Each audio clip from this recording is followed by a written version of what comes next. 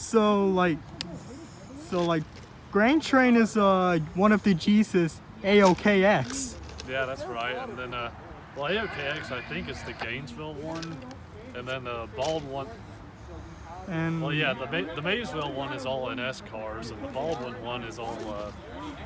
Yes, and NS Grain Trains are Maysville. Yeah, the AOK, the Baldwin ones are always going to be a G symbol. You can always guarantee them. Yes. Yeah. Maybills are always going to be an R1, I believe. I'm not sure where this 55 or and 56 are going. I think those. Yeah. It usually had like 56E. It used to just be 46R or 45R, but it's like they turned it into. It's well, it's ECNX is 45R, 46R.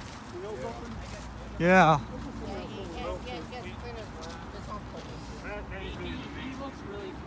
Hey guys, I'm gonna go end this video out.